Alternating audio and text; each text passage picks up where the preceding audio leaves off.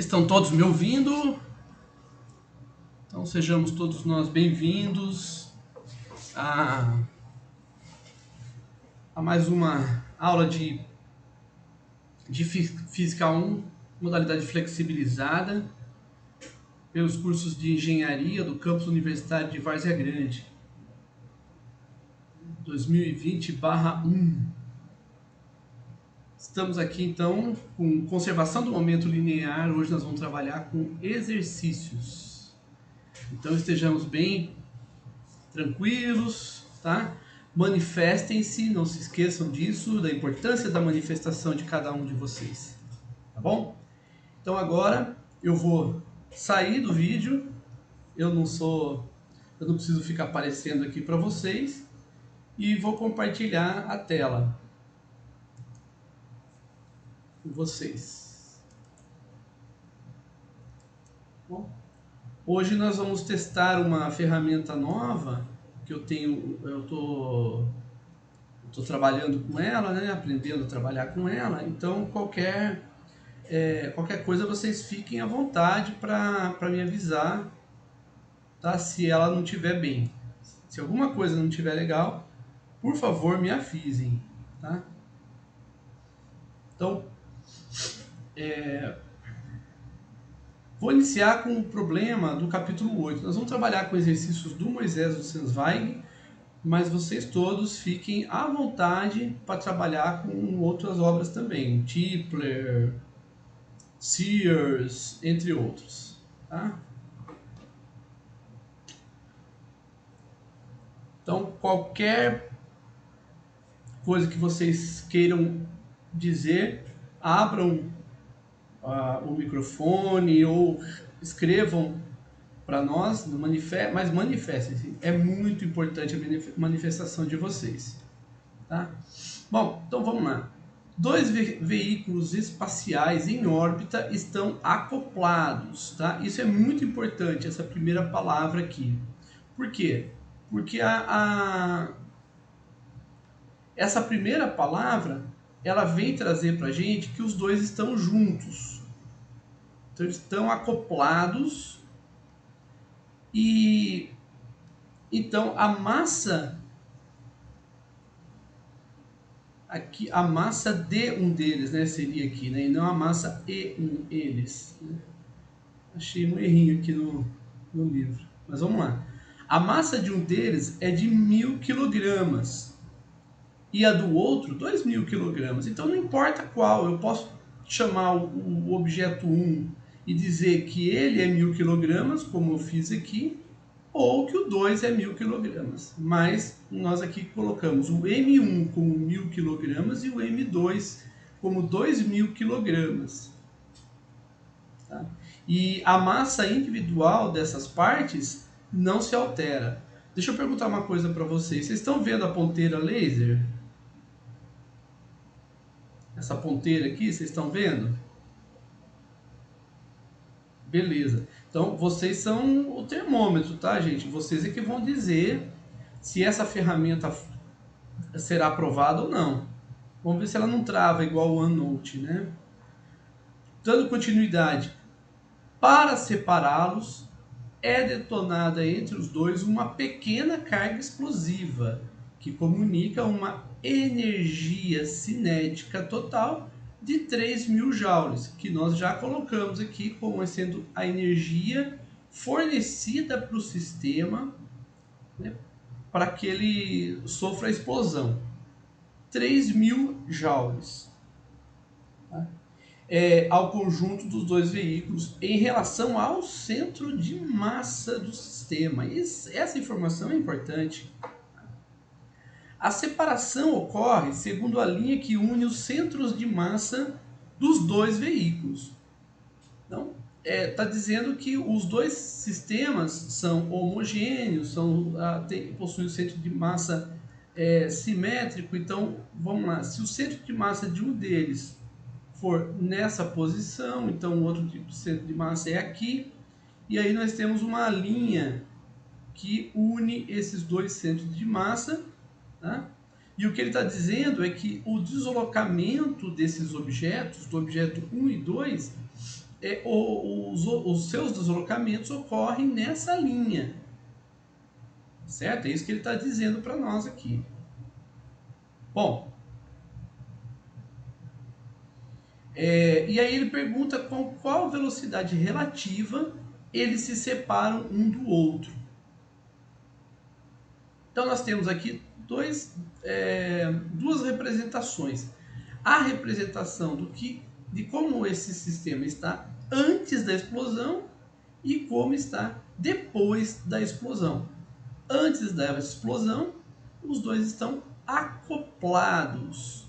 Após a explosão, eles estão separados.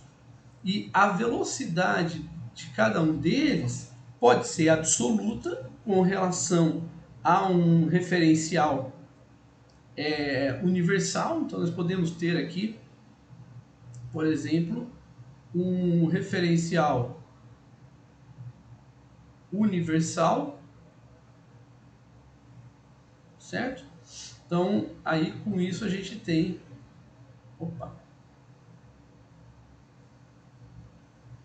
A gente tem o x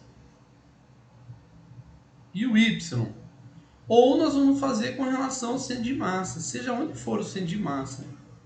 Tá? Se o centro de massa for... Vamos supor que eles tenham mas eles não têm, eles têm o objeto 1 tem uma massa menor do que o objeto 2. Então vamos supor que o centro de massa deles está localizado aqui, nessa posição. Então nós vamos fazer o centro de massa deles, tá? Nós vamos pegar o sistema de referência e vamos colocar o centro de massa do sistema de referências.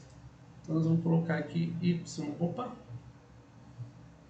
ainda estou aprendendo a mexer com esse centro de massa e x do centro de massa, tá? Então com isso nós podemos ter dois sistemas de referências, que é o sistema de referências universal, que é esse sistema aqui, ou com relação ao centro de massa. Qual a diferença dos dois? Se o objeto estiver em repouso, a diferença dos dois não precisa ser nenhuma. Eu posso colocar o sistema de referência do centro de massa em cima do sistema de referência do referencial absoluto, ou coloco o sistema de referência absoluto em cima do centro de massa. Posso fazer isso. Porém, quando nós temos dois sistemas de referências, um com relação ao outro, então, se nós temos aqui...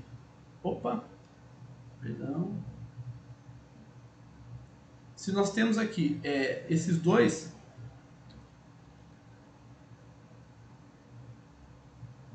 Deixa eu copiar para cá. Tá? Vamos supor que esse seja o referencial do centro de massa, tá? E nesse caso, quando nós temos um em relação ao outro, que é o caso mais geral, nós podemos ter aqui um com relação ao outro. Então nós temos aqui uma distância r entre os dois, e o referencial do centro de massa, ele pode estar com uma velocidade com relação ao referencial... não é com relação ao referencial do centro de massa, não. É velocidade do centro de massa com relação ao referencial absoluto. Tá? Então você pode ter um com velocidade e velocidade com relação ao outro. Né? O que é importante a gente saber? Que para que o sistema de referências do centro de massa seja um sistema de referência que respeita a primeira lei, e essa velocidade ela precisa ser constante. Então, se essa velocidade do referencial do centro de massa com relação ao referencial absoluto, se essa velocidade for constante, então respeita a primeira lei e, portanto, valem as leis de Newton. Tá certo?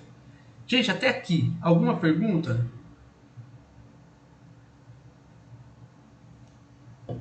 Vocês entenderam a ideia do exercício? O que o exercício pede? Vocês conseguiram interpretar? Sim, não, talvez.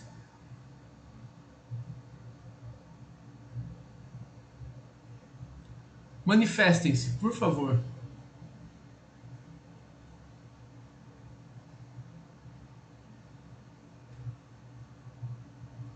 Tem alguém aí?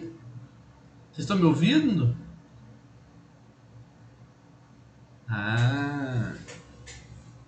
Então vamos lá. Alguém não entendeu, não conseguiu interpretar. Tá, o Carlos coloca que não entendeu muito bem a questão dos referenciais. Tá? Então vamos fazer o seguinte, para a gente deixar um pouquinho mais simples, Carlos, vamos fazer assim, ó. A gente tem aqui uma rua, tá? E nessa rua tem um... Peraí, deixa eu tentar desenhar melhor aqui.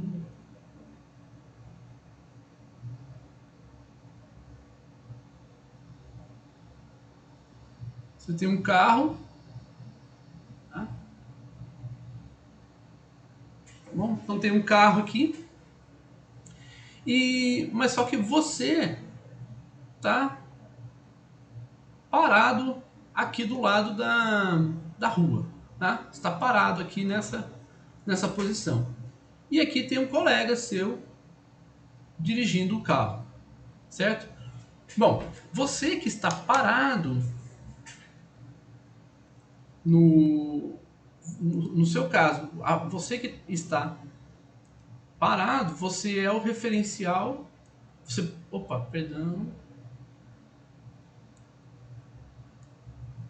Você pode ser considerado o referencial absoluto. Então você está no referencial absoluto.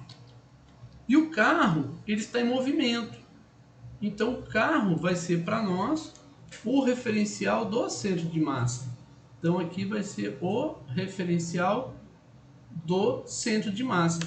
E se nós observarmos esse referencial, existe uma distância entre você e o motorista do carro, que nós podemos chamar de posição do centro de massa, ou você pode chamar de RO, porque é o sistema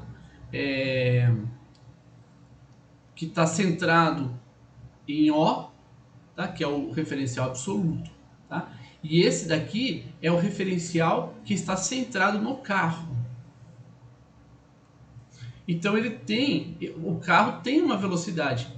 Se o carro está em velocidade, então nós vamos dizer que há uma velocidade do carro com relação a você que está parado aqui. Então você que está parado está observando o carro em movimento. Quem está no carro está observando o carro parado. Então se você está no carro, se você não olhar para fora, você vai olhar para o carro e vai falar, então o carro está parado, porque você está junto, você está em velocidade, quem está dentro do carro está em velocidade igual à velocidade do sistema de referência. Então os dois estão no mesmo sistema de referência, portanto, o rapaz e o carro, portanto, ambos se deslocam com a mesma velocidade do referencial centrado no centro de massa do carro. O centro de massa do carro está localizado a uma distância R do sistema de referencial absoluto. Então, com isso, quem está parado aqui do lado da rua está vendo o carro em movimento. Então, isso que nós representamos por esses dois sistemas de referência. Ficou mais claro, Carlos? Beleza. Então vamos lá. Então nós temos uma situação antes e uma situação depois. O que acontece aqui no meio é que é detonada uma carga explosiva. Essa carga explosiva, que é detonada aqui no meio, tá? Ela fornece para o sistema uma energia de 3.000 joules, né? 3 quilojoules. E essa energia que é fornecida para o sistema, ela é o que faz os dois blocos, né? Os módulos, né? Serem afastados um do outro. Então, um vai ser afastado do outro por conta da energia que foi fornecida para o sistema. Tudo bem até aqui, gente? Então, vamos então para o exercício. Porque o que acontece? Bom, a gente sabe como se escreve energia cinética. É um sistema de contendo dois módulos ou dois objetos que vão se separar por conta da energia cinética que é fornecida para eles.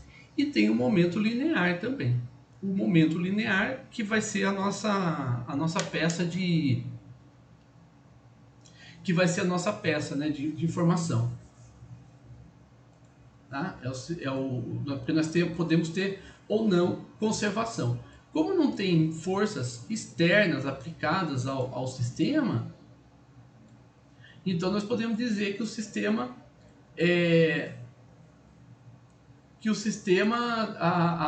não é que não tem força, a somatória das forças é nula. Então, se a somatória das forças é nula, né, isso é importantíssimo a gente saber, né? A soma das forças, quer dizer, a força resultante atuando sobre o sistema é zero. Pela segunda lei de Newton, nós sabemos que a força resultante é a derivada do momento linear com relação ao tempo. Então, se a força resultante é zero, então dp dt também vai ser zero, e logo P é constante, tá? Então essa é uma informação extremamente importante para nós, porque nós sabemos que o momento linear vai ser constante. Então, se o momento linear é constante, então nós podemos dizer que o momento linear final é igual ao momento linear inicial. Porém, como nós estamos trabalhando em uma dimensão, tá? Então nós vamos dizer que o momento final é igual ao momento inicial. Qual a diferença? Não tem a representação do vetor, a setinha em cima. Não tem a setinha em cima, tá? Repara que aqui é geral, porque nós trabalhamos com a segunda lei de Newton e seu aspecto geral, inclusive vetorial. Unidimensional, nós não precisamos disso, mas nós precisamos garantir que o momento linear final seja igual ao momento linear inicial. Tudo bem? Se tiver perguntas, vocês vão fazendo aí, tá? Então, considerando que o momento final é igual ao inicial, e no instante depois da explosão, nós temos os dois módulos, os dois módulos viajando em velocidade, então nós vamos ter uma velocidade. Então vai ser a massa do objeto 1 vezes a velocidade do objeto 1 mais a massa do objeto 2 vezes a velocidade do objeto 2, e isso é igual a zero. Por que vai ser igual a zero? Alguém sabe responder por que vai ser igual a zero?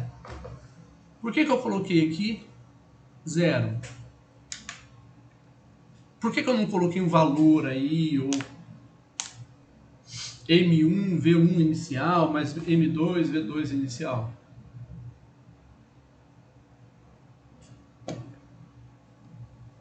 Veja que, enquanto vocês respondem, esse primeiro termo é o momento linear.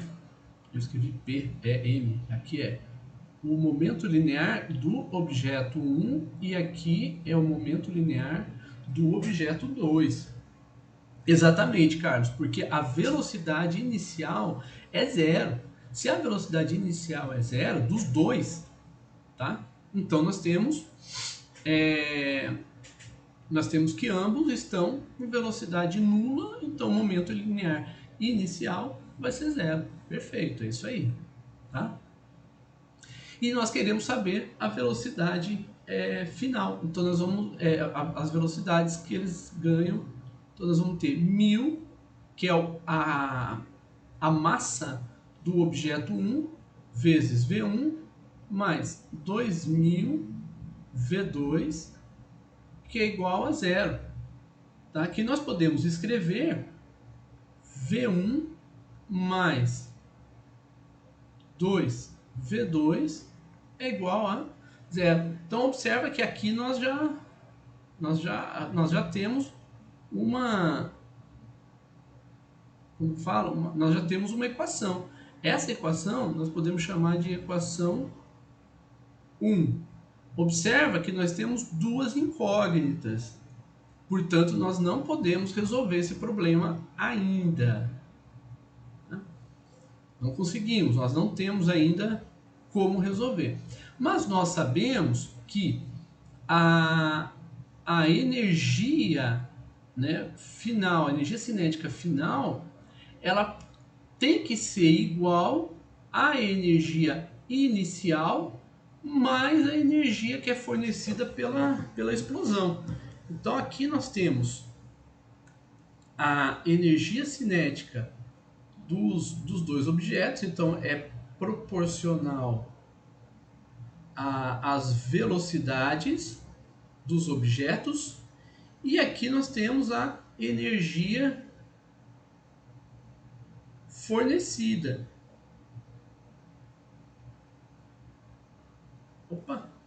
Fornecida não, né? Fornecida. Né? A energia fornecida ao sistema. Então, mas a energia inicial, a energia cinética inicial é zero. Nós não estamos considerando a energia potencial, porque nós estamos considerando o deslocamento na linha que une os centros de massas dos dois objetos. Por isso que ele dá essa informação. Porque se não fosse na linha que une o centro de massa dos dois objetos, então poderia haver energia potencial. Ele não quer trabalhar com energia potencial, né, por questões didáticas.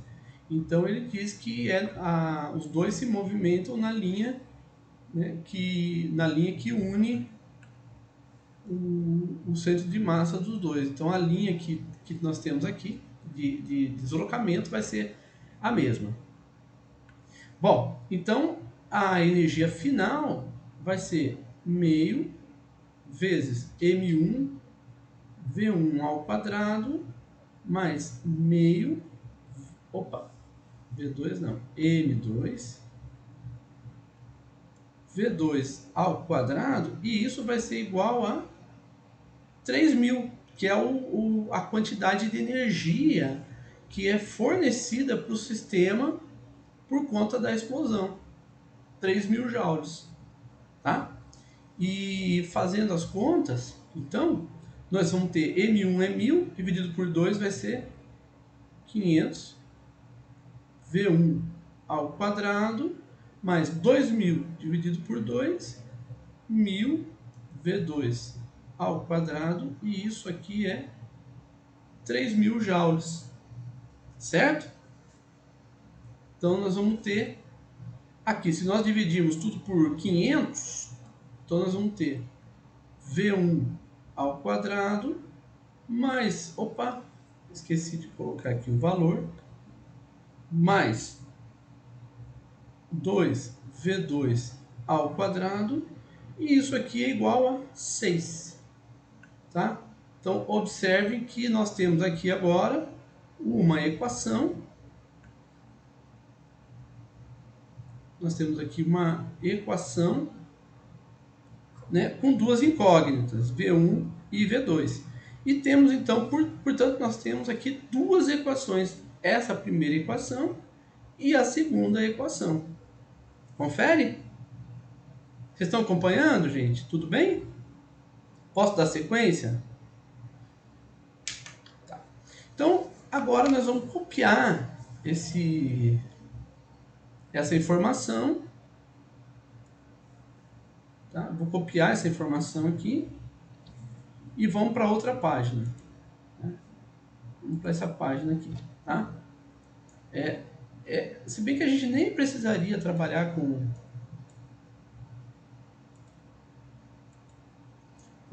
essa outra página, porque com esses dados aqui da página. Não, esse aqui não. Desculpa, esse aqui não é.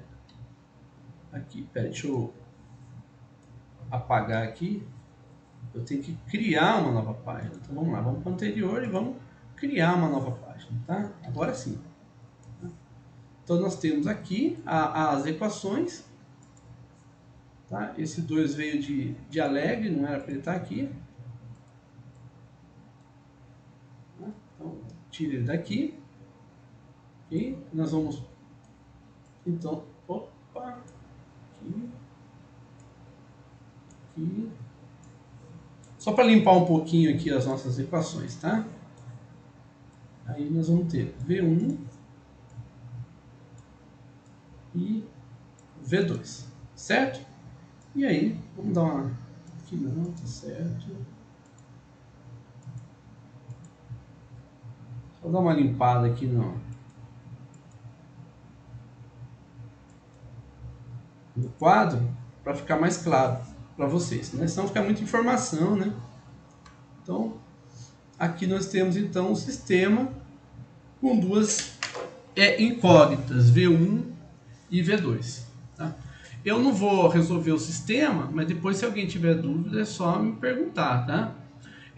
Mas nós obtivemos que V1, o valor vai ser menos 2 metros por segundo e V2 é igual a mais 1 metro por segundo.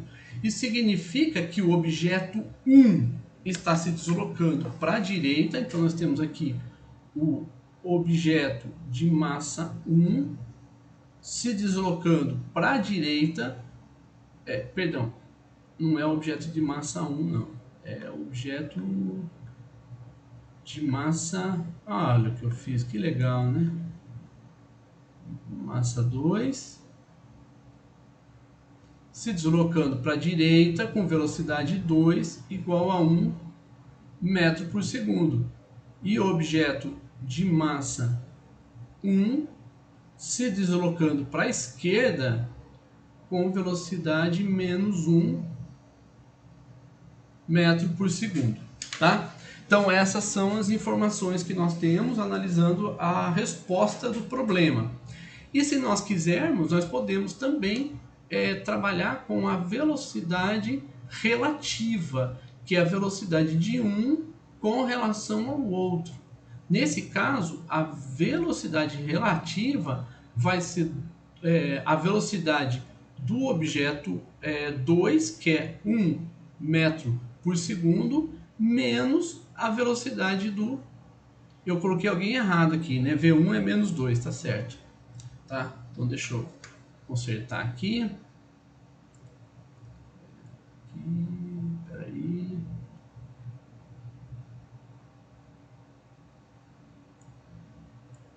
V1. Aqui.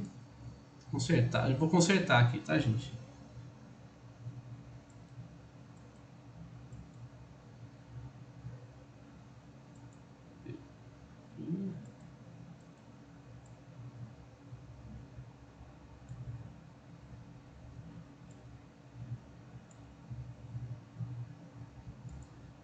Aí eu tô aprendendo a trabalhar com essa ferramenta aqui, mas depois eu imagino que ela vai ficar jóia, tá? Então, a velocidade 1, que é de menos 2 metros por segundo. Então, vai ficar menos 2, né? Como a Nicole corrigiu a gente, né? E com razão. Então, a velocidade relativa vai ficar de 3 metros por segundo, tá? Então, aqui, o que nós podemos ver, analisar, né, com relação a essa velocidade relativa, né? Então nós vamos analisar o resultado, porque pela velocidade com relação ao centro de massa, a gente já sabe, né? Que a velocidade 1 vai ser menos 2 metros por segundo e a velocidade 2 é 1 metro por segundo. Veja que nós não sabemos a velocidade do centro de massa. Então nós não sabemos qual é a velocidade do referencial centrado no centro de massa. Essa informação não nos foi dada. Agora, se a velocidade relativa é de 3 metros por segundo, então nós podemos montar aqui um sistema. Deixa eu colocar em outra cor, porque senão vai ficar difícil para a gente enxergar, né? Então nós temos aqui o referencial, mas aqui não é o referencial absoluto, aqui é o referencial. Vamos colocar o referencial no objeto 1. Então nós vamos ter y1 e x1, certo? E nós vamos ter aqui o objeto 2. Então nós vamos ter x2, y2, 2. Tá? E o objeto 1, ele se desloca com relação ao objeto... objeto 2 se desloca com relação ao objeto 1 de 3 metros por segundo. Então, essa velocidade de 3 metros por segundo que nós estamos vendo aqui é a velocidade com que o objeto 2 se desloca com relação ao objeto 1. Então, é velocidade relativa do 2 com relação ao 1. Então, para todos os efeitos, nós poderíamos dizer, deixa eu mudar a cor aqui, nós podemos dizer que se o objeto 1 estivesse deslocando para a direita com V1, então nós vamos ter o 2 se deslocando aqui com V1 mais 3 metros por segundo. Tá? É a forma que a gente analisa, porque a velocidade de 3 metros por segundo é do 2 com relação ao 1. O mesmo fato, né, da mesma forma nós poderíamos ter analisado se o objeto 1 se deslocasse para a esquerda. Se ele se deslocasse para a esquerda, nós teríamos V1, tá? V1, cadê o vermelho? Está aqui, né? Mais 3 metros por segundo também. Só que daí o V1 nesse caso seria negativo. Então nós temos, né, teríamos menos V1 mais 3 metros por segundo, que é a velocidade relacionada aqui. O que acontece? Então, veja só o cuidado que nós precisamos tomar. Tá? Porque se nós colocamos menos aqui, só que a velocidade 1 é negativa. Por quê? Porque a velocidade relativa é de um com relação ao outro. Então é esse menos esse. Se é esse menos esse, né, então nós precisamos tomar muito cuidado com essa velocidade que nós colocamos aqui. Não basta a gente só vir fazer a conta. Tá? Deixa eu pegar uma borracha aqui, tá? Justamente para a gente poder enxergar o que acontece. Então vamos lá. Se nós temos V1 e temos V2, V1 para a direita, né? Vamos acrescentar aqui um para a direita e nós temos um V1 para esquerda, tá?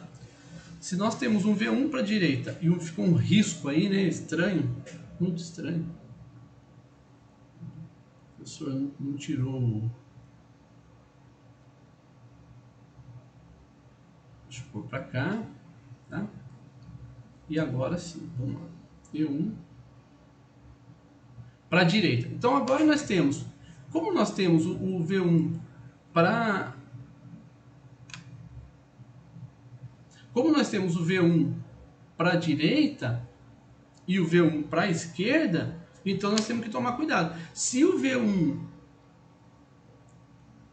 está vindo para a direita se o objeto 1 está indo para a direita e o objeto 2 também está indo para a direita, então nós precisamos, nós sabemos que o 3 metros por segundo é o resultado, como nós colocamos aqui, de V2 menos V1, e a velocidade 1 é negativa, né? Portanto, um está indo para um lado e o outro está indo para o outro, então nós vamos ter 3 metros por segundo, porque o objeto 1 está indo para a esquerda, tá? Essa é a interpretação, uma das interpretações que a gente faz. Bom, alguma dúvida, gente?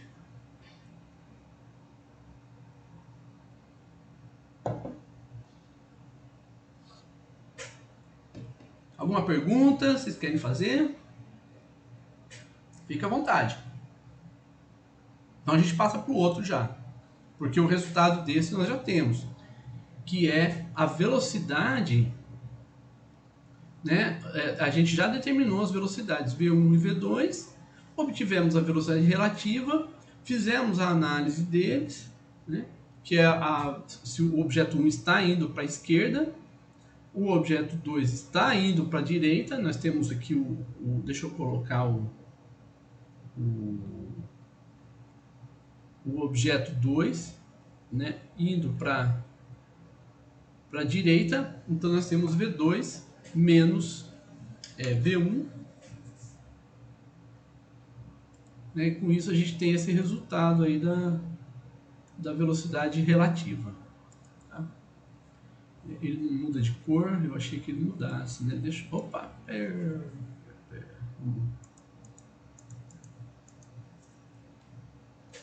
Vamos colocar aqui, ó. Então nós temos V2 igual a 1. Eu vou colocar só V2 para a esquerda, porque a gente já tem o resultado dele, tá? Para a direita, né? Então, que a gente já tem o resultado dele. V2 está indo para a direita, V1 para a esquerda, e combinando as duas velocidades, fazendo a velocidade relativa, nós temos a velocidade de 3 metros por segundo. Dúvidas? Vocês estão acordados ainda?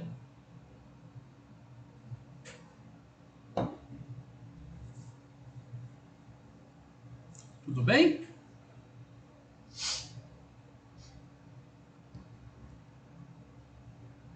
Fácil? Exercício? Bico?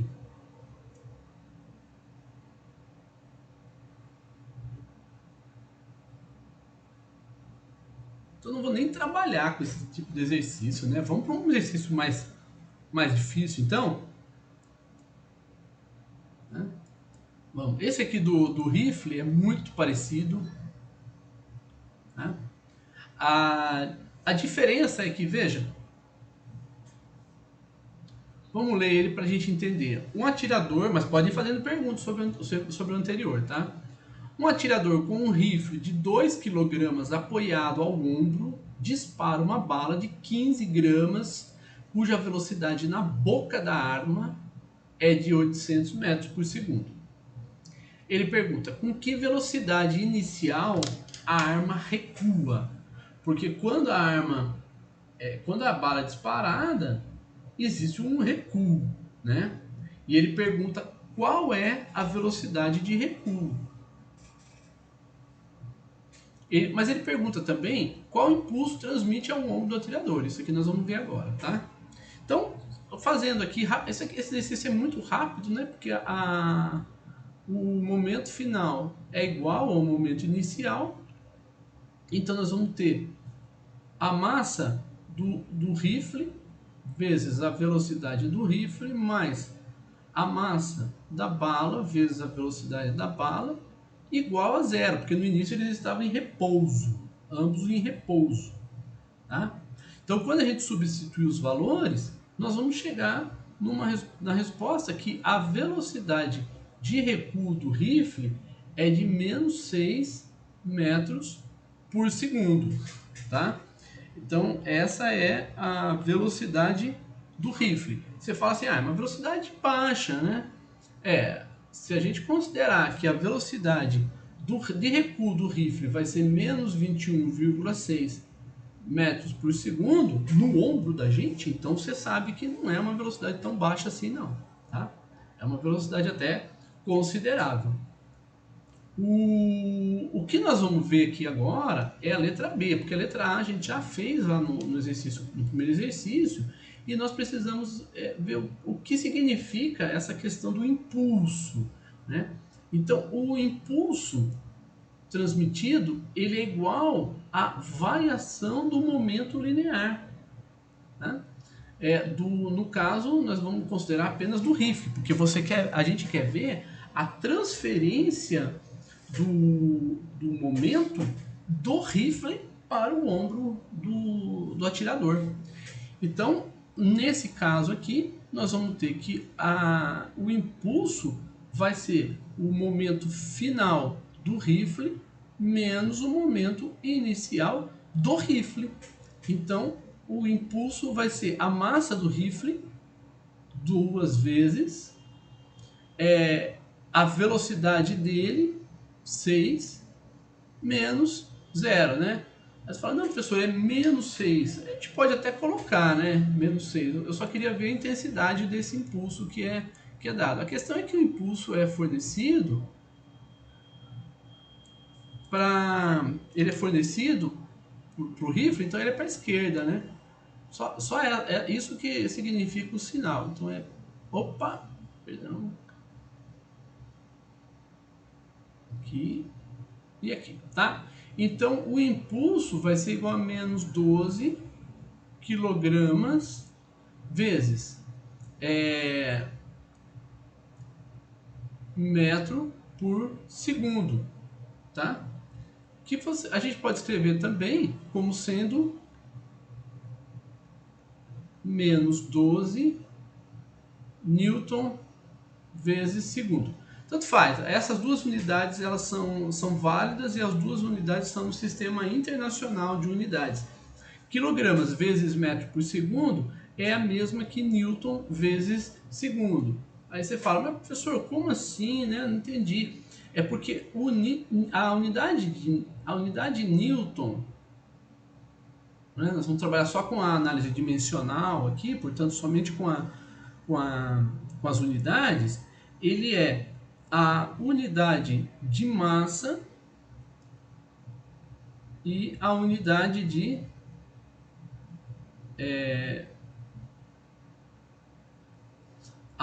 aceleração.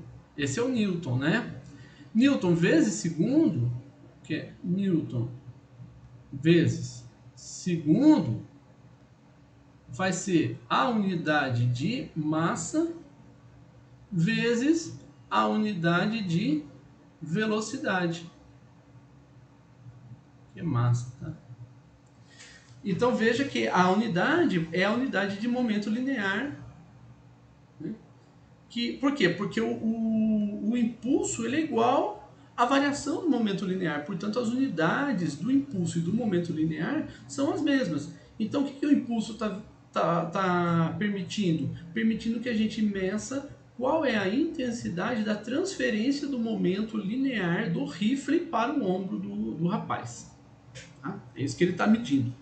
Bom, então, e a outra pergunta que ele faz é, se o recuo é absorvido pelo ombro em 0,05 segundos, qual é a força média... Opa! Caiu aqui? O que foi que aconteceu? Espera aí que eu vou abrir aqui, não sei o que aconteceu aqui. Onboard. Faz com a gente não. Tá?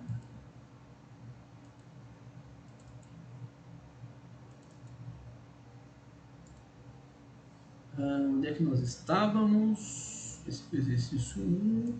Aqui. Exercício. Está? Olha, ele parou mesmo, ele travou. Que coisa estranha, né? Aqui, ó. Metros por segundo, né? Então a letra C a letra C, cadê a C? Se o recuo é absorvido pelo ombro em 0,05 segundos, qual é a força média exercida sobre ele? Né? Força média, bom, vamos lembrar o seguinte, que a força ela é a derivada do momento linear com relação ao tempo. Então, a força eu vou fazer aqui unidimensional dp dt, tá? Isso aqui é unidimensional, tá? Bom, essa aqui é a força e nós podemos dizer que é a força instantânea. Então, a força média é igual a ΔP sobre ΔT, tá? Então veja que a força média é igual a ΔP sobre ΔT. Nós queremos saber a força média, né, que é exercida sobre o ombro do rapaz pelo recuo da arma, então do rifle. Então a força média vai ser igual a 12. Lembra, o negativo é porque está considerando para a esquerda e nós consideramos o x, né, orientado para a direita, dividido por 0,05. Então a força média vai ser de 240 newton. Professor, isso é grande, isso é pequeno, né? Como é que eu posso saber? Por isso que ele pede em quilogramas força. Quando ele pede em quilogramas força, ele tá é uma forma de a gente também expressar numa unidade que a gente tem noção de quanto é. Então, a gente basta dividir por 9,8 esse valor e nós vamos ter 24,5 quilogramas força. É uma unidade de medida de força e não de massa. Cuidado, massa é quilogramas. Quilogramas força é a unidade de força. Tá? Então a força média é de 240 newton, que vai ser 24,5 quilogramas força. Para a gente poder compreender, é como se a gente estivesse recebendo nos ombros uma massa de 24,5 quilogramas, tá? Só que em 0,05 segundos. Né? Então é bastante considerável, não é uma força qualquer não. Por isso que se a pessoa não souber utilizar, pode inclusive deslocar o ombro. Não é uma força básica assim que você fala, não. Alguém tem alguma dúvida, gente, sobre essa questão? Sobre impulso e sobre a força média?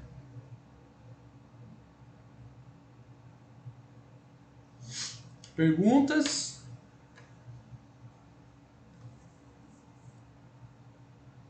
É importante a gente entender, gente, por quê? Porque nós estamos trabalhando aqui com exercícios que são exercícios bastante. Eles não são exercícios simplesinhos de se resolver, não. Então, se alguém tiver alguma dúvida, põe a dúvida aí para nós, tá? Que a gente converse sobre a dúvida. Tá bom?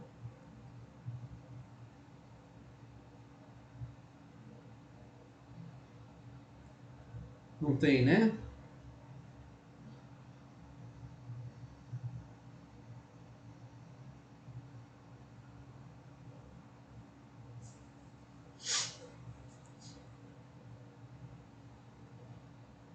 Então tá, enquanto vocês pensam, fazem a pergunta, eu já vou passando aqui pro próximo, né? O Cadu tá escrevendo, né? Ah, essa segunda velocidade R é do rifle em relação ao projétil da arma.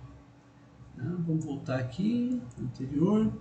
Ah, qual velocidade se diz, Cadu? Menos 21,6. Não, aqui então, aqui, quando nós colocamos que o rifle e o rapaz, quando nós colocamos que o momento inicial é 0, nós estamos considerando todo o sistema, o rifle e o projétil. Tá? Então, o rifle e o projétil. Então, essa velocidade do rifle é com relação ao centro de massa. Só que nesse caso, nós temos que o centro de massa e perdão, esqueci de mudar aqui, tá? Nós temos que o O, que é o absoluto, e o centro de massa, eles são os mesmos, eles estão posicionados no mesmo local, né? Então isso não vai mudar, né? O centro de massa vai permanecer posicionado aqui. Então essa é a posição do centro de massa, não vai mudar, né? Porque ele está em repouso no início, então ele vai continuar em repouso. Não foi dada ao centro de massa nenhuma energia para ele poder se deslocar, né? Então aqui é relação aos dois, é relação tanto ao referencial absoluto quanto ao referencial do centro de massa, essa velocidade do rifle, tá?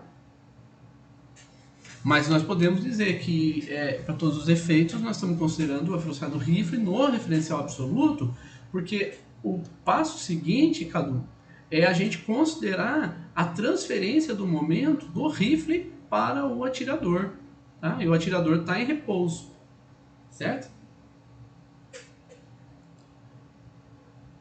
Ok? Beleza. Então, esse exercício aqui, gente, ele é bastante interessante porque ele mostra uma situação que... Deixa eu voltar aqui. Cadê as páginas? Aqui. Ele mostra uma situação, né, um pouco diferente das que a gente viu até agora. O que acontece? Nós temos aqui um canhão sobre um caminhão, tá? Então, olha só. Um canhão montado sobre uma carreta, apontado numa direção que forma um ângulo de 30 graus, então aqui forma 30 graus com a horizontal, atira uma bala de 50 kg, cuja velocidade na boca do canhão, que é essa velocidade, essa bala aqui na boca do canhão, é de 300 metros por segundo. Essa 300 metros por segundo, pode ver que nós colocamos aqui, é a velocidade da bala na saída do canhão. A massa total do canhão e da carreta é de 5 toneladas. Então a gente tem canhão e carreta de 5 toneladas. Calcule a velocidade inicial de recuo da carreta. Aí B, se o coeficiente de atrito cinético é 0,7, de que distância a carreta recua? Então ele quer saber, dado um tiro de canhão aqui, né, qual a velocidade que o caminhão vai... Aqui, eu coloquei de recuo aqui, né, eu poderia ter colocado o canhão voltado para frente da carreta, né, essa palavra recuo, né, mas é o recuo que a gente considera, o recuo por conta de você ter atirado com a bala, tá? Bom, enfim, né, tá feito aí. Então essa é a situação que nós temos. Nós temos essa situação. Nós temos o antes e temos o depois. O antes, nós temos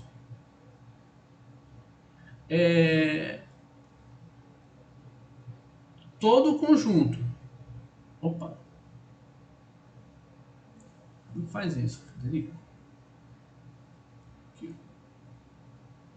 Tá? Nós temos o antes e o depois. E aqui antes nós temos todo o conjunto e depois nós temos os conjuntos separados, né? A bala saiu do canhão. Lembrando que quando nós fazemos o cálculo de conservação do momento, nós estamos considerando o instante imediatamente antes e imediatamente depois da ocorrência, certo?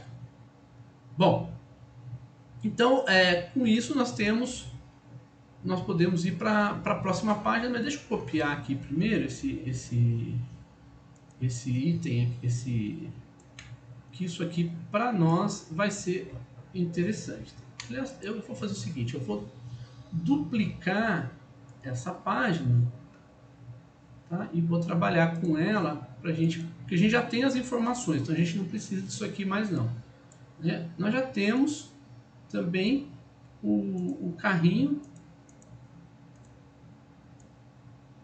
e a bala, né? Cadê o antes e depois? Eu deixei para lá, né?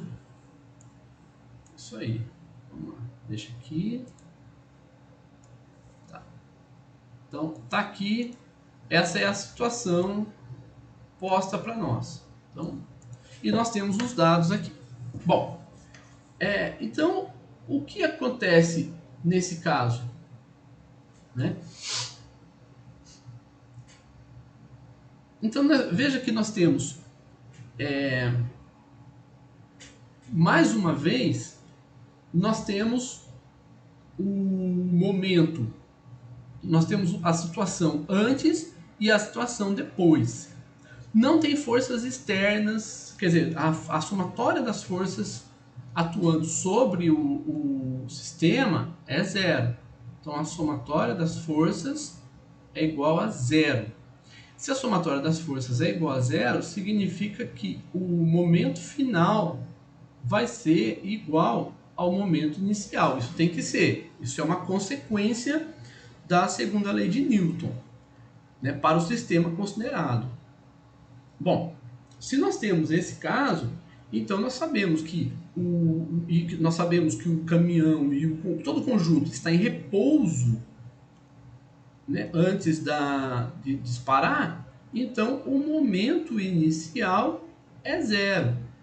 E aqui repara que nós não temos, não é unidimensional mais, porque o caminhão ele se desloca para a direita. Então o caminhão se desloca na horizontal e a bala se desloca num ângulo θ de 30 graus. O que significa isso? Significa então que nós não estamos mais trabalhando num sistema unidimensional. Então nós precisamos considerar os vetores aqui. Tá? Então nós temos o momento inicial igual a zero e isso aqui significa que o momento inicial na direção x é zero e o momento inicial na direção y é igual a zero também. E o momento final, ele não vai ser zero, né? Ele é diferente de zero. Então nós temos o momento final na direção x e o momento final na direção y. Tudo bem? Então, o momento final na direção x, nós temos a massa do caminhão, tá? Então, nós temos a massa do caminhão vezes a velocidade do caminhão menos a massa da bala vezes a velocidade da bala, mas aqui que está. Como a velocidade da bala ela é na diagonal, então nós vamos precisamos considerar nós precisamos considerar que ela está ela faz um ângulo com relação a x. Então se nós temos aqui com relação a x, tá, vamos colocar aqui, faz 30 graus com relação a x. Então com isso nós temos uma componente x da velocidade e uma componente y. Então nós vamos ter aqui é o ângulo θ, que é de 30 graus, y, x a velocidade, né, da bala, certo? E as componentes da velocidade da bala na direção Y e a componente da velocidade da bala na direção X. Então, se a gente olhar, nós temos a projeção da velocidade da bala. Aqui ficou um pouquinho maior, mas deixa eu ver se eu consigo resolver. Opa! Eu consigo resolver isso aqui. Opa, não.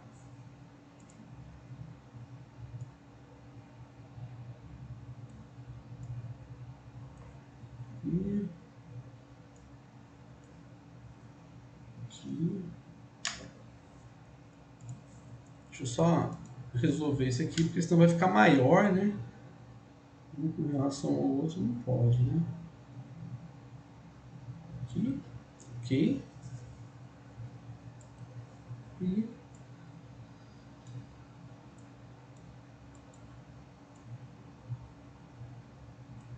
pronto. Agora ficou, beleza. Então nós temos essas velocidades. Portanto, a velocidade na direção X, a velocidade da bala na direção X, vai ser, que é o momento final, vai ser menos, por isso que a gente colocou menos aqui, não mais, né? A gente poderia colocar mais aqui, não tem problema nenhum, colocar mais, né? Só que se a gente coloca mais aqui na soma, que é a soma dos momentos, então a gente não pode esquecer de colocar menos aqui na velocidade. Então nós temos menos a velocidade cosseno de θ, tá? Essa é a velocidade, né, da bala na direção X. Negativo porque está na orientação contrária ao eixo X, né? E na direção Y não tem a velocidade do caminhão. Então vai ser a massa da bala vezes a velocidade da bala vezes o seno de 30 graus, tá? Alguma pergunta até aqui, pessoal?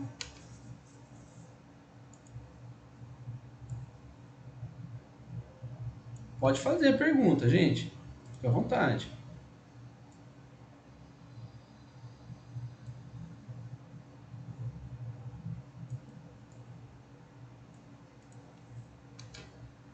Posso continuar? Vê lá, hein? Cuidado. Então, como nós temos o momento inicial igual a zero em x e o momento inicial igual a zero em y, então nós temos o seguinte, que em x nós temos que a massa do caminhão vezes a velocidade do caminhão menos a massa da bala vezes a velocidade da bala cosseno de θ é igual a zero. E na direção y, nós temos que a massa da bala vezes a velocidade da bala vezes o seno de θ também é igual a zero. Tá? Então, a nossa incógnita é a velocidade da bala, porque nós já conhecemos os outros, nós já conhecemos as outras grandezas. A massa do caminhão nós conhecemos, né? Quem nós não conhecemos aqui?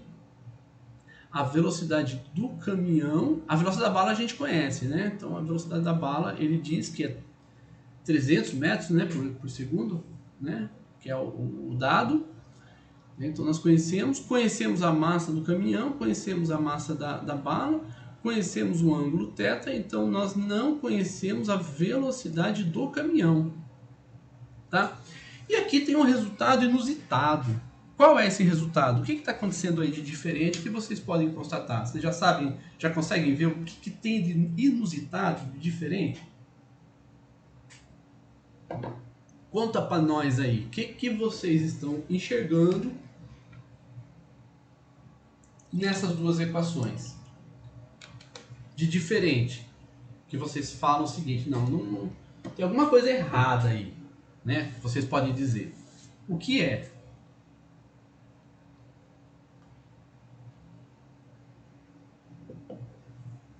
Vou dar uma dica para vocês. É um resultado que está aqui na direção y. Então olha para essa equação aqui, ó. Equação em y. O que está acontecendo aí na equação y que é inusitado, que vocês falam, não, mas isso não condiz com a realidade. O que acontece? Tá? E essa resposta que vocês vão dar é muito importante porque é uma resposta que vocês vão refletir sobre ela, né? Para vocês compreenderem. Veja, quando nós olhamos o antes e o depois, nós estamos vendo a consequência, né, de ter disparado a bala, ter disparado com o rifle, de ter pulado do skate, de ter pulado de um barco num lago, né? Por isso que muita gente cai, inclusive, né? Vira piada, tal. A pessoa quando pula do barco, o barco vai para trás, né? E a pessoa às vezes calcula mal e cai na água, né?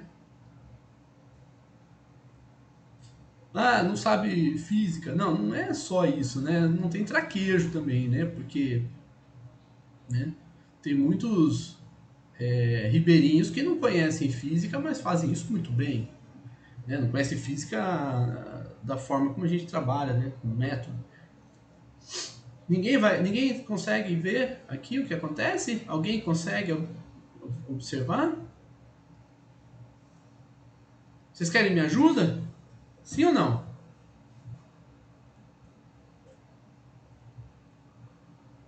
Sim? Beleza. Vamos lá então. Veja que nós temos o resultado, nós sabemos o valor da massa da bala, 50 kg. Sabemos a velocidade da bala, 300 metros por segundo. E sabemos o ângulo θ, 30 graus. Esse resultado aqui, ele dá zero? Massa da bala vezes velocidade da bala vezes seno de θ dá zero? Não, né? Opa! Então nós estamos com problemas, né? Estamos com problemas aqui então? Se não dá zero, o que está acontecendo com essa equação em y? O que essa equação em y está nos dizendo? Está dizendo para nós que nós estamos errados. É isso? Talvez sim, né? Mas veja só. Se nós temos né, se nós temos... Opa, perdão, deixa eu... Né, se nós temos aqui eu não queria fazer isso, né? Se nós temos aqui um carrinho, né? Qualquer que seja, né? Vou fazer uma plataforma, acho que é melhor, né? Fazer uma plataforma aqui, tá? Uma plataforma de lançamento, tá? Então tá aqui a plataforma de lançamento. Se essa plataforma lança alguma coisa, vamos colocar que essa coisa é lançada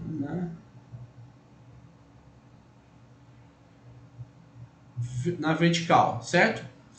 O que acontece é que a plataforma vai transmitir, né, o momento linear para o chão. Então a troca de momento ocorre entre a plataforma e o chão, que é a mesma coisa que acontece entre o caminhão e o chão. Então o momento do caminhão, devido ao lançamento da bala, é transferido para o chão.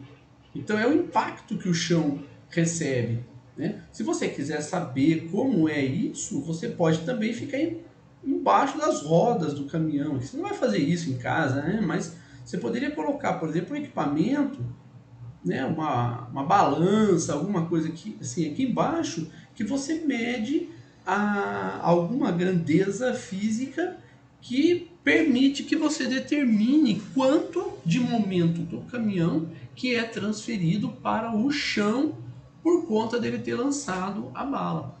Então, esse momento na direção, essa componente do momento na direção y, que nós vemos aqui na equação, não é que ela seja igual a zero, é que nós não estamos considerando o sistema contendo chão.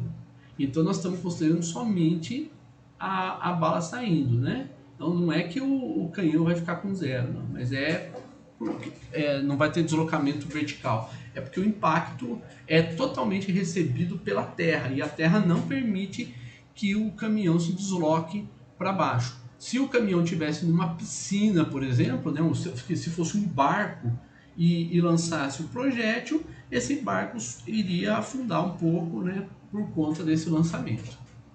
Certo? Ficou claro isso, gente? Entenderam? Tem alguma pergunta que vocês queiram fazer?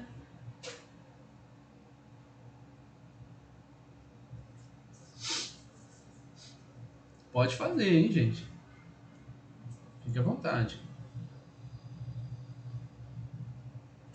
Bom, então o que nós temos é que a massa vezes velocidade do caminhão, isso aqui a gente já tem trabalhado com isso, massa vezes velocidade do caminhão menos massa da bala vezes velocidade da bala vezes cosseno de θ igual a zero, e como nós conhecemos todo mundo aqui, então nós chegamos ao resultado da velocidade do caminhão. E a velocidade do caminhão vai ser 2,6.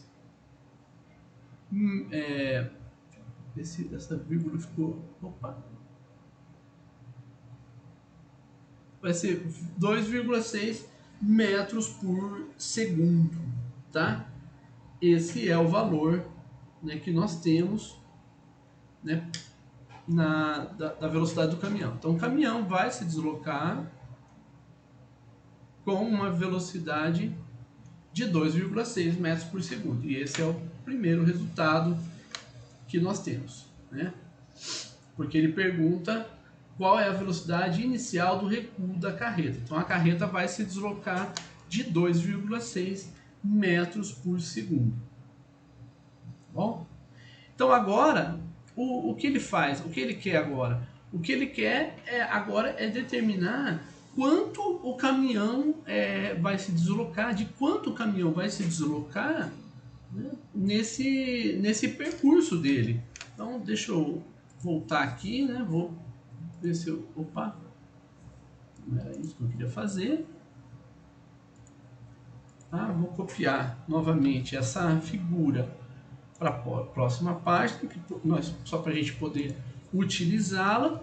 Então, o caminhão agora, ele vai se deslocar, ele vai se deslocar de uma certa quantidade, tá? Então, ao se deslocar dessa certa quantidade, né, ele vai se deslocar de ΔX, né? Mas lembra que aqui nós temos atrito. Então, se tem força de atrito, a gente precisa considerar o atrito que existe entre o piso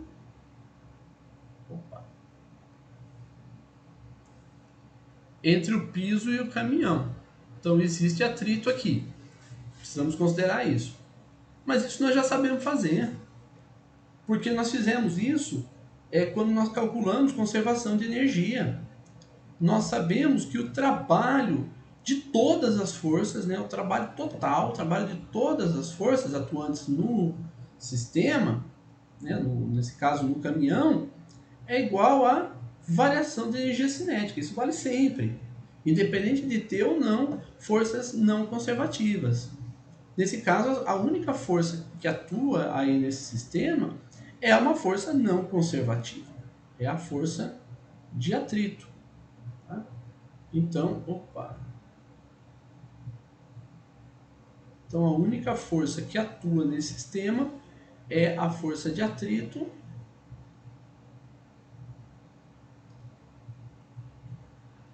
Certo? Então, existe... Deixa eu... Não vou colocar o sinal, o sentido dela, não. Opa, perdão. Aqui, 0. Ok? E aqui o caminhão. Pronto. Né? Só vou dizer que tem força de atrito. Então, o trabalho é igual à variação da energia cinética, isso nós já vimos. O trabalho das forças totais, né, e a única força que tem atuando no sistema é a força de atrito, é a força vezes o deslocamento. O deslocamento do caminhão vai ser lateral, né, vai ser na horizontal, então está posto. Né? Então, como a força de atrito é o coeficiente de atrito vezes a força normal e o caminhão se encontra na horizontal, é μ mg vezes ΔX. Tá? E a energia cinética vai ser a variação da energia cinética, melhor dizendo, a variação da energia cinética é a energia cinética final menos a energia cinética inicial durante o deslocamento. Então nós vamos fazer a final. Deixa eu colocar A e B, porque a gente já usou inicial e final, né? Senão vai ficar muito redundante aqui, né? A gente usando muito final, inicial. Vamos colocar A e B, tá? Só para a gente poder trabalhar com isso. Então vai ser B e A, né? Então aqui é B e aqui é A. Então é a energia cinética B, né, quando o caminhão está em B, menos a energia cinética quando ele está em A, ou seja, logo após lançar o objeto. Né? Então aqui vai ser a energia cinética em B é zero. Por quê? Porque a velocidade em B vai ser zero. Então é zero menos a energia cinética em A, que é a massa do caminhão vezes a velocidade do caminhão ao quadrado, né? Aqui também é negativo, né? A força de atrito, então vai ser negativa aqui, tá? Então, com isso, nós temos, portanto, que como o trabalho total é menos μ mg ΔX e a variação da energia cinética é meio vezes a massa do caminhão, vezes a velocidade do caminhão ao quadrado, a velocidade do caminhão no ponto A, então nós temos que o ΔX vai ser igual à massa que nós temos aqui, considerando o atrito, é a massa do caminhão. Tá? Então vai ser, mas a massa tem dos dois lados, eu posso dividir todo mundo pela massa do caminhão, então vai ser a velocidade c ao quadrado dividido por μg, né, 2μg. Tá? Portanto, o deslocamento do caminhão por conta do lançamento como é que diz? Da bala, né, vai ser de 0,49 metros. Meio metro. É considerável, né? Se você fica na frente do caminhão, por exemplo, está encostado ali no caminhão e lança, é uma considerável pode até lesionar a pessoa. Porque daí o momento vai ser transferido para você. Pergunta, gente?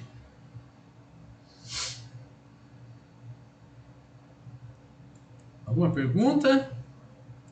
Vou deixar esse aqui do patinador, eu vou deixar para vocês pensarem, tá?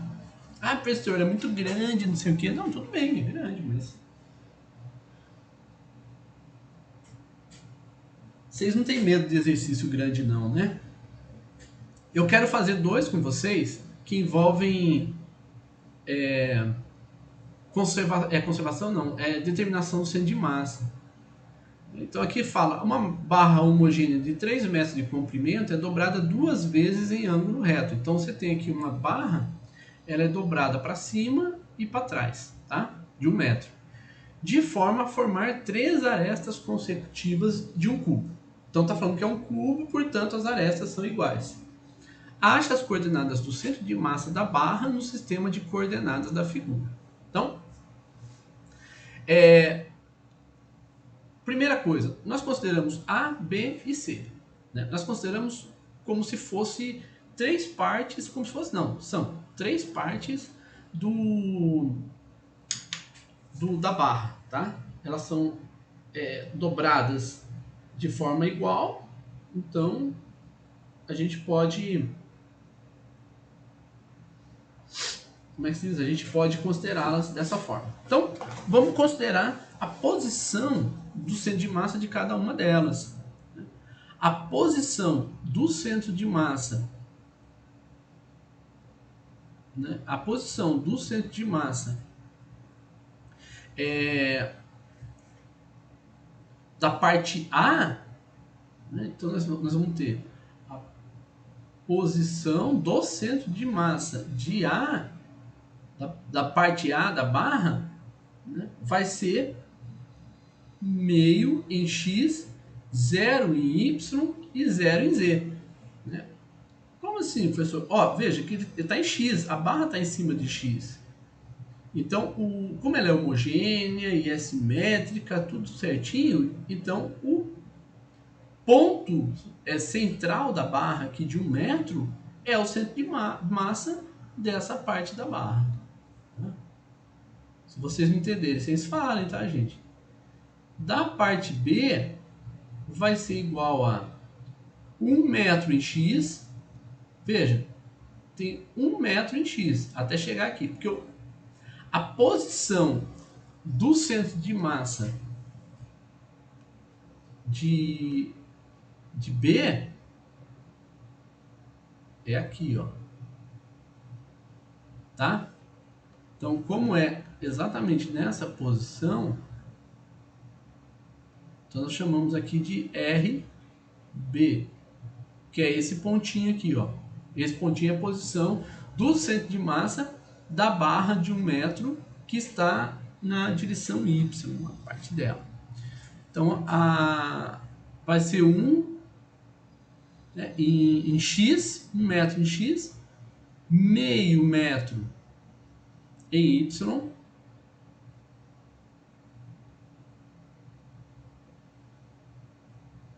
e 0 em Z. E a parte C, né, aí nós podemos vir aqui também, construir essa posição do centro de massa da parte C, vai ser aqui. Então é RC. Né? Eu não coloquei RA, mas é porque RA vai ficar meio complicado a gente enxergar, mas vamos lá. Está aqui, né? Então vai ser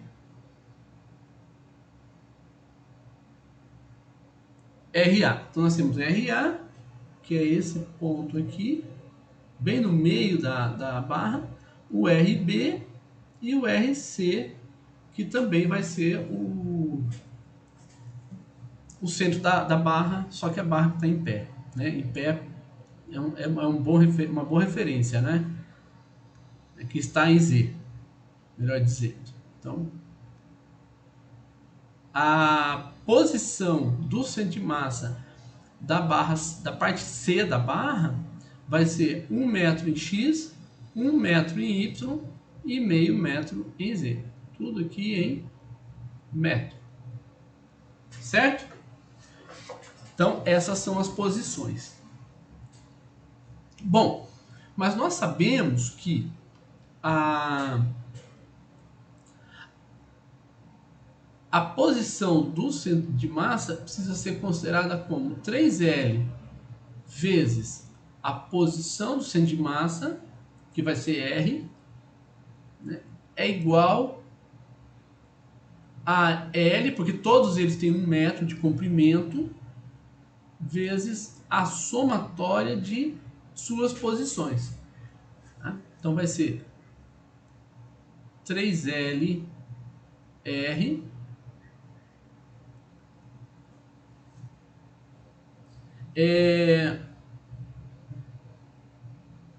qual que você fala, A B ou a C, Calu? Não, porque, ó, veja só, a posição em C é aqui, ó. Ela tá deslocada, a componente dela na direção X, tá? Está em 1 metro. Essa daqui é em X, não, em Y. Essa daqui é a componente de IRC. Deixa eu escrever aqui diferente. Aqui, ó. É YC, tá? Essa daqui é a componente Y, né, de C. Tá? Vamos lá, vamos desbugar, né? Vamos desbugar. Certo? Vamos desbugar. Ó, deixa eu copiar essa imagem. Deixa eu ver se eu consigo copiar essa imagem para cá, que daí fica mais fácil da gente compreender, tá? Ctrl C. Deixa eu ver.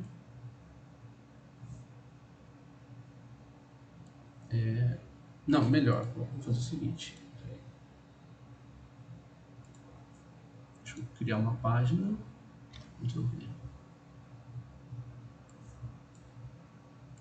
Vou aumentar ela aqui para a gente poder compreender. Então, para a gente chegar no ponto, o ponto C, o centro de massa dele está aqui, certo? Tem várias formas da gente chegar, mas eu vou chegar seguindo a orientação dos eixos. Então, para a gente chegar... Ué, cadê? Ah, ele não fica na frente, puxa vida. Vamos lá. Para a gente chegar no centro de massa de C, a gente sai de zero, anda 1 metro em X, 1 metro em Y e meio metro em Z. Tá? Você entendeu o caminho que a gente fez? Ah, ok, perfeito. Então, podemos seguir, né? Anterior, aqui. Então, nesse caso, 3LR vai ser igual a L. Opa, tá vermelho, não era para ficar vermelho. Vai ser L vezes RA mais LRB mais LRC. Então, a posição do centro de massa vai ser RA sobre 3 mais RB sobre 3 mais RC sobre 3. Então, a gente vai pegar cada uma dessas posições que nós temos, RA sobre 3, RB sobre 3 e RC sobre 3. E vamos fazer a conta. Então, R é igual a... Veja que o RA sobre 3 vai ser 1 sobre 6, 0 e 0, mais RB sobre 3, que é 1 sobre 3, mais... Opa, mais não, né? Vírgula. 1 sobre 3, vírgula. 1 sobre 6, vírgula 0, mais 1 sobre 3, 1 sobre 3 e 1 sobre 6. Então, com isso a gente consegue trabalhar com essas... Deixa eu puxar um pouquinho mais para cá, que está muito apertadinho ali, né?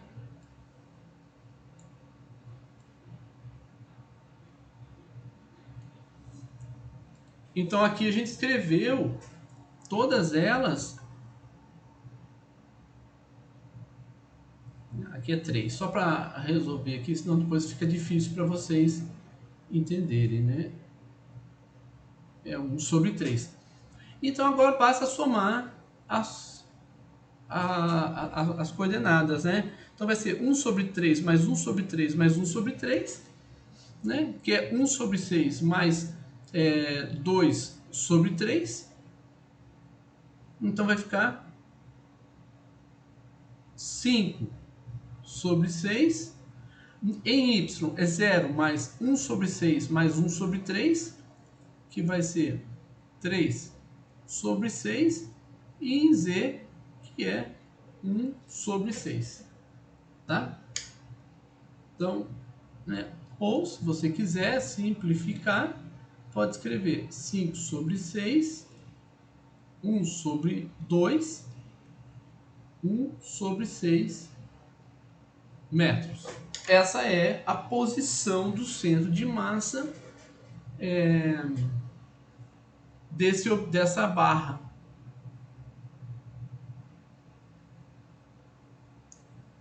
Certo? Alguma pergunta?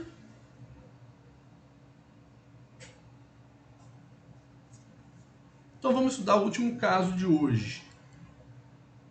Tá? O último caso de hoje é esse caso aqui, que também é muito interessante. Muito interessante. Depois eu só vou dar uma passada em um outro caso, só para mostrar para vocês, tá? Esse caso aqui calcule as coordenadas do centro de massa da placa homogênea indicado na figura. Um círculo de 1 metro, que é o círculo que nós denominamos A, um círculo de 1 metro, de raio do qual foi removido um círculo de meio metro, que é esse círculo aqui. Então esse círculo de meio metro foi removido, né? E tem uma separação de 0,25 metros entre os centros O e O'. Então ele está falando que o círculo B está centrado numa posição que está a 0,25 metros acima do centro do círculo A. Então, nós vamos entender que é preciso que nós retiremos esse círculo aqui. Tá? Então, esse círculo foi retirado daí. Como determinar o centro de massa? É importante a gente pensar no centro de massa como sendo como se diz, uma posição que depende de outra grandeza. No caso anterior, que esse caso aqui, nós trabalhamos com barras fininhas, então nós consideramos o comprimento como a grandeza. Nesse caso aqui, nós estamos trabalhando com área e não com linhas, nós estamos trabalhando com áreas. Então vai ser ponderada pela área. Então como é que nós vamos fazer isso? Bom, nós sabemos então que a posição do centro de massa do círculo menor é em O', e a posição do centro de massa do círculo maior é em O. Então, se nós considerarmos a posição do centro de massa, eu não vou chamar de A não, eu vou chamar de R, tá? Então nós temos a posição do centro de massa de RA, de A, vai ser 0 e 0. E do círculo que nós denominamos B, vai ser 0 e 1 quarto. 1 quarto que é 0,25, tá? Que é a posição do O'. Então, essa daqui, o RA é a posição de O e o RB é a posição de O', tá? Mas agora, lembrando que nós vamos ponderar pelas áreas, então é importante que a gente determine as áreas. Então, a área do círculo A é π vezes o raio de A ao quadrado. que vai ser o próprio π. Então, é π metros ao quadrado, né? E a área de B, que vai ser π RB ao quadrado, que vai ser π vezes 1 sobre, perdão, cadê? Aqui. 1 sobre 2, que é o raio, ao quadrado. Então, vai ser π sobre 4 metros quadrados. Então, essas daqui são as áreas das duas circunferências. Então, isso significa que nós vamos determinar o centro de massa dessa peça todinha quando retira o círculo que nós chamamos de B.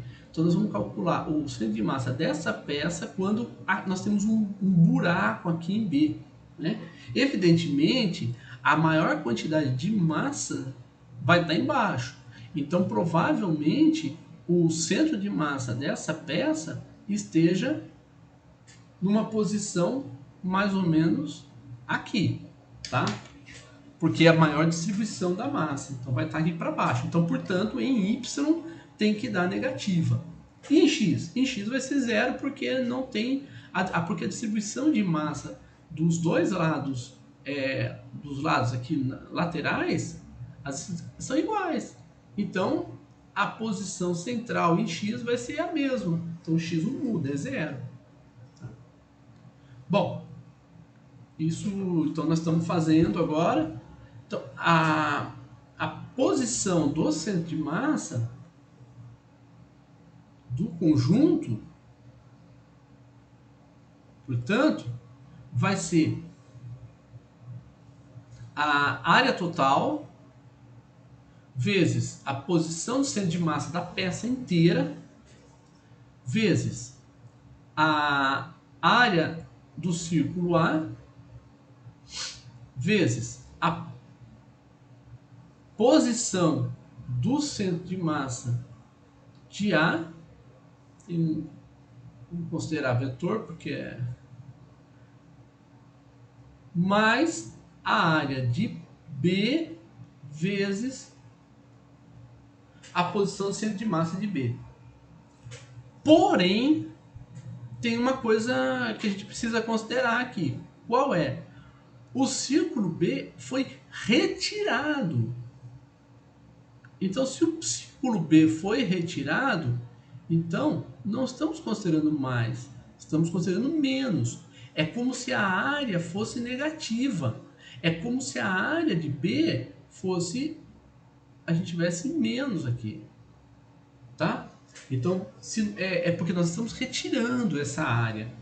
E a área total, portanto, a área total vai ser a área da peça A menos a área da peça B, né? Então, isso, com relação à área, fica mais claro para a gente.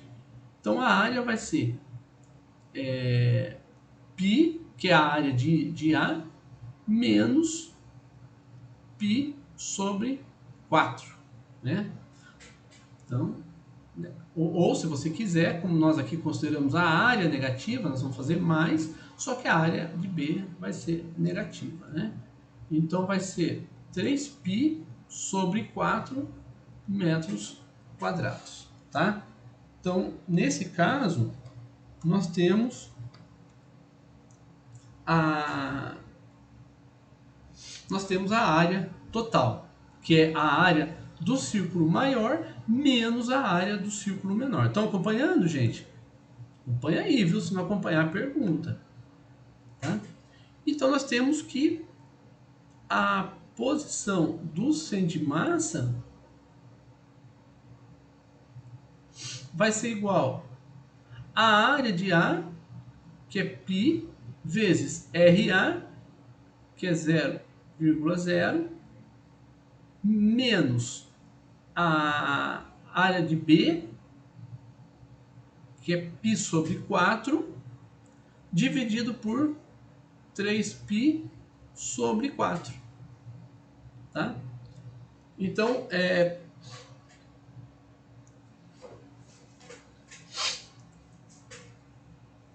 π sobre 4 vezes, aqui eu esqueci de colocar o vezes, 0 e 1 sobre 4, tá? Então vai ser π vezes 0 vai ser 0, né? Então vai ser menos π sobre 4 vezes 0,1 sobre 4. Tá? Vou inverter o denominador, vai ficar 4 sobre 3π. Tá? Então com isso a gente encontra que a posição do centro de massa vai ser 0, o π cancela com π, 3,14 sobre 3,14, 4 cancela com 4, vai ficar menos 1 sobre 12 metros. Portanto, como a gente tinha esperado já, a gente já esperava, deu 0 em x e deu negativo em y. Então 0 em x, negativo em y. 0 em x, porque as duas regiões são simétricas em x, mas elas não são simétricas em y. Em y nós temos uma concentração maior de área na parte inferior da peça. Portanto, nós vamos ter a posição do centro de massa localizado em 0 com relação a x, mas em menos 1 sobre 12 com relação a y. Alguma pergunta?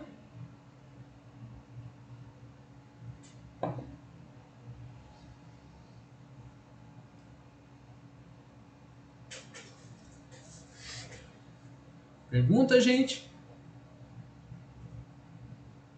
Vocês estão quietinhos hoje? O que foi, hein? Tem prova? Tem alguma coisa?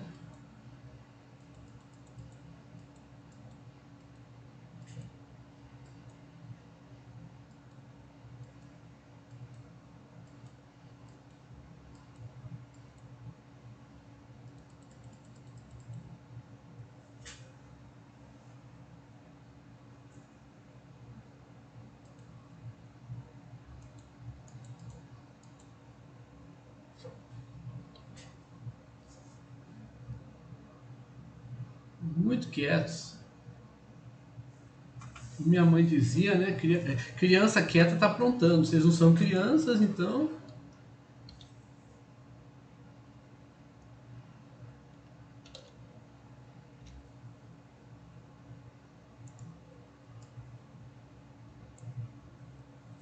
Ressaca pós-feriado, né?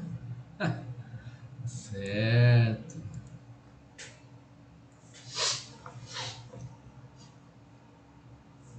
Esse aqui eu não vou fazer, mas eu vou pedir para vocês fazerem. Então, tem 2 exercícios que eu vou pedir para vocês fazerem, tirar dúvida comigo depois, ou com os monitores, tá?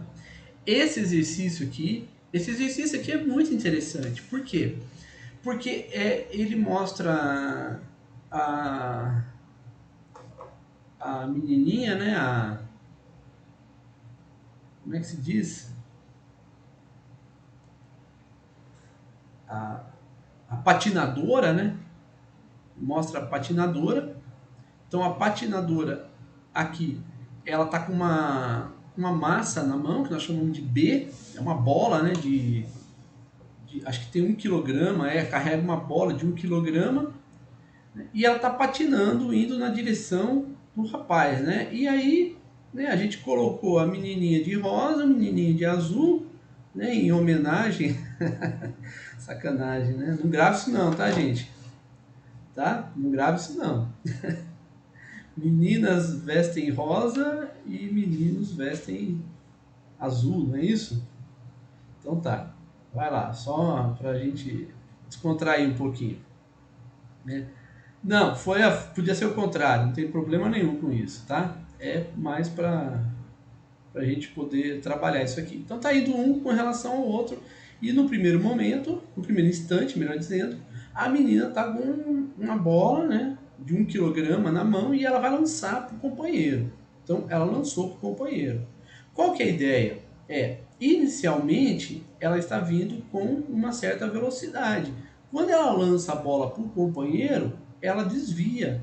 Então ela está vindo para cá, lançou a bola, ela tende a retornar. E o rapaz, é a mesma, veja só, o rapaz, ele está vindo e quando ele recebe a bola, ele recua também. Então os dois fazem movimentos contrários. O rapaz faz esse movimento e a menina faz esse movimento, tá? Ficou claro, gente, para nós isso aí? E é isso que eu quero que vocês calculem, tá bom? Vou pedir para vocês calcularem o que ele está pedindo aí. Agora, e aí tira dúvida na monitoria, tira dúvida comigo e tal. E nas próximas aulas a gente pode até esclarecer e resolver esse problema. Mas esse aqui é muito interessante. Esse aqui é muito interessante que eu vou pedir para vocês fazerem também. Tá? O rojão lançado segundo ângulo de 45 graus explode em 2 fragmentos ao atingir sua altura máxima. Gente, a gente precisa prestar muita atenção nesses dados, tá? Então ele é lançado segundo ângulo de 45 graus, explode em 2 fragmentos ao atingir sua altura máxima. Quer dizer, o rojão não ia passar dessa altura. Os fragmentos são lançados horizontalmente, isso é importante também. Um deles, de massa igual a 100 gramas, cai no mesmo plano vertical da trajetória inicial a 90 metros de distância do ponto de lançamento. O outro fragmento tem massa igual a 50 gramas. Letra A que distância do ponto de lançamento cai o fragmento mais leve? Letra B. Quais são as velocidades comunicadas aos dois fragmentos em consequência da explosão? E letra C. Qual é a energia mecânica liberada pela explosão? Tá? Então vamos construir o que está acontecendo para a gente poder compreender melhor. Tá? Então vamos lá. Tem aqui o ok. Então vamos lá.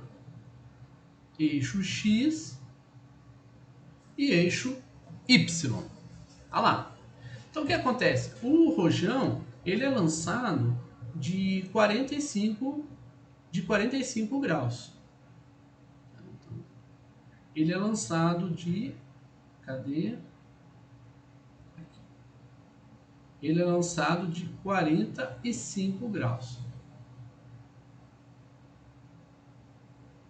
Então essa aqui é a velocidade de lançamento do rojão, tá? Lembrem-se que quando o rojão ou qualquer objeto é lançado, existe ação da gravidade. Então aqui nós temos a ação da gravidade atuando sobre qualquer material, qualquer objeto que é lançado, né? Então nós vamos ter aqui nesse lançamento, ele vem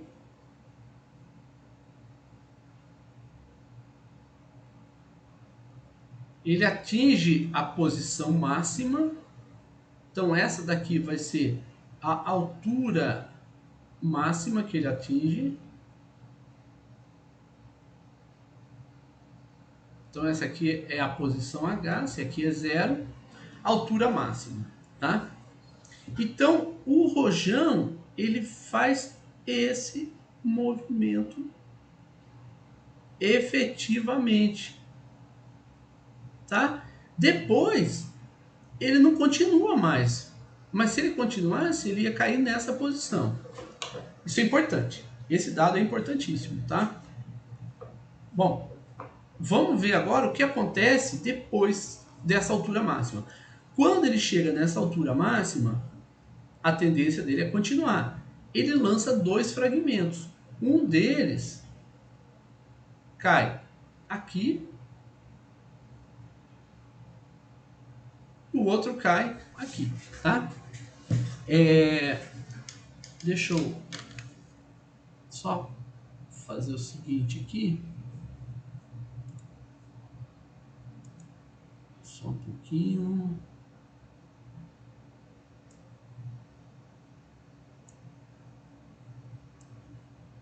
Deixa eu Não vou conseguir fazer. Não vou. Tudo bem. Deixa eu mudar esse aqui então. Não vou precisar mudar não. Depois eu dá assim, porque senão a interpretação pode ser outra de vocês. Vamos lá. Deixa eu tirar esse bichinho aqui.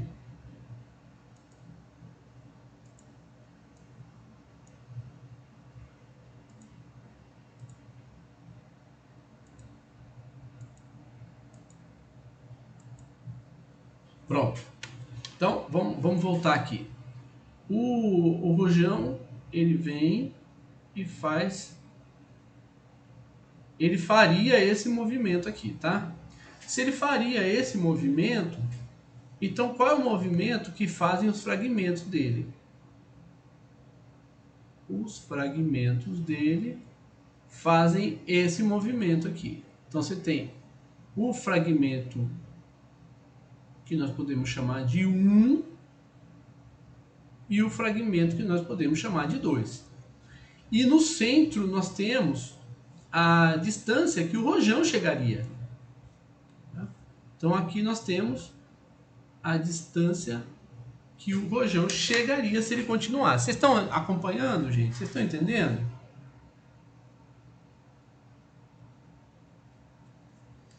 Ok. Então, veja que nós temos uma trajetória aqui dos fragmentos.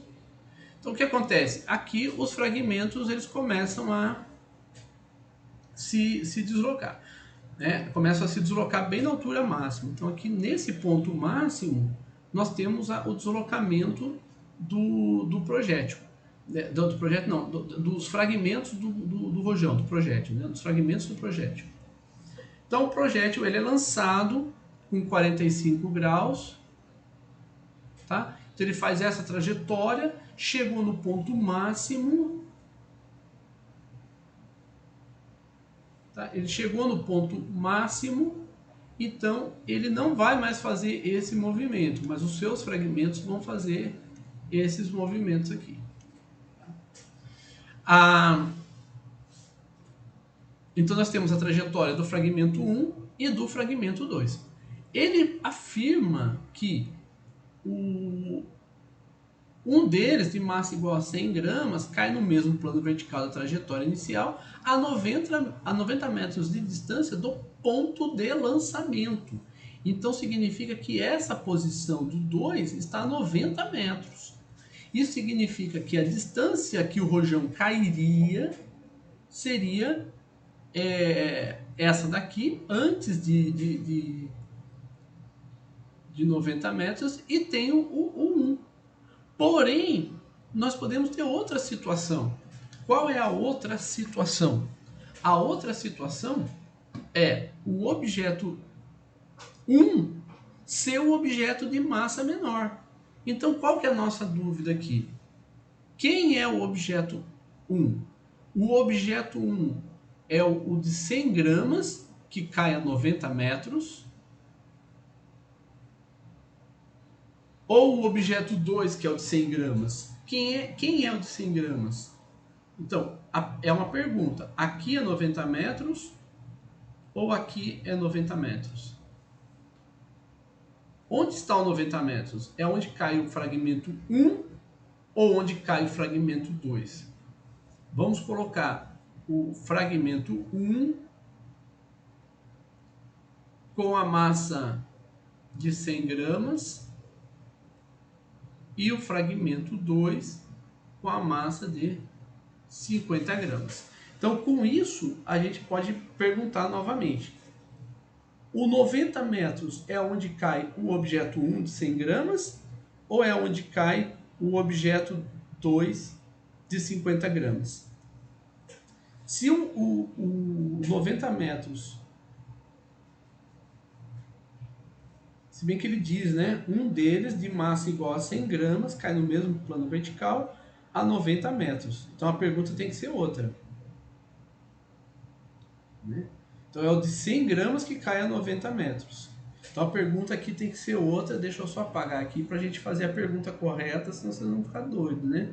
Já deve estar, né?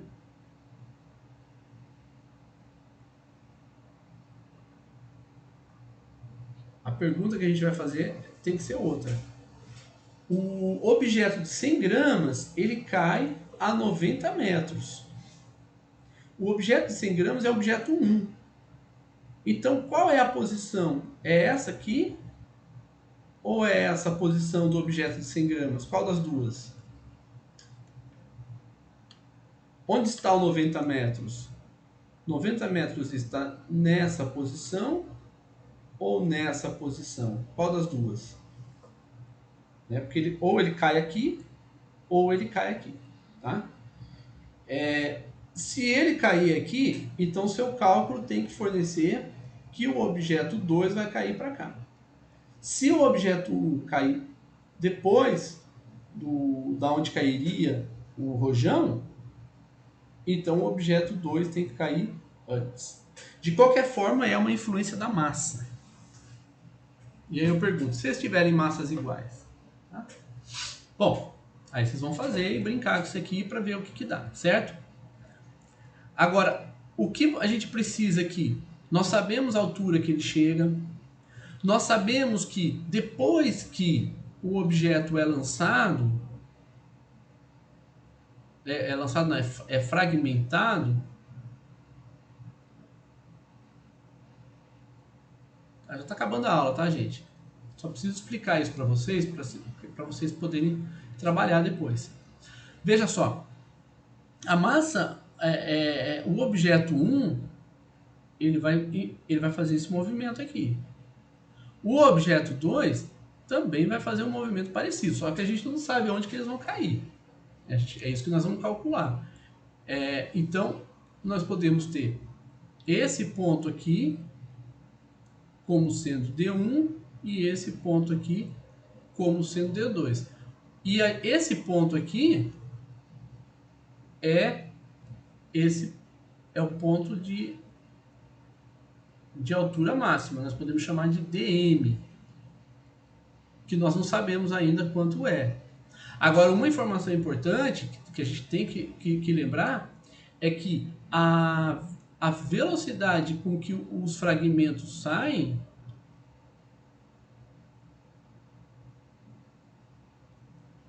tá? Elas são velocidades na horizontal. Por que na horizontal? Porque aqui é 2 e aqui é V1. Por que na horizontal? Porque o objeto se encontrava na altura máxima. Então, como o objeto, o rojão, se encontrava em H máximo, então não tinha velocidade na direção Y. Se não tinha componente da velocidade na direção Y, então tanto V1 quanto V2 vão ter velocidades nas horizontais. Tá?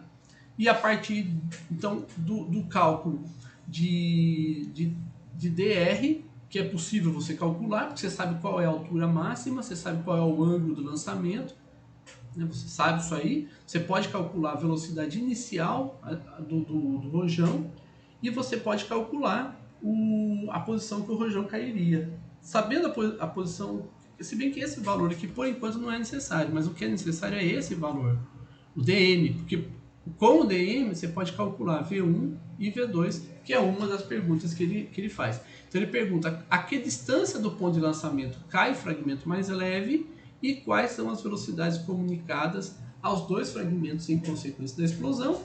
E por fim, qual é a energia mecânica liberada pela explosão. Trabalho para vocês resolverem esses dois problemas que eu apresentei para vocês. Tá? É muito importante que vocês cumpram isso daí. Eu vou parar de compartilhar a tela, porque agora é com vocês, tá? Agora é com vocês. Importante que vocês cumpram esses dois exercícios aí que nós passamos, tá? Para que a gente possa desenvolver bem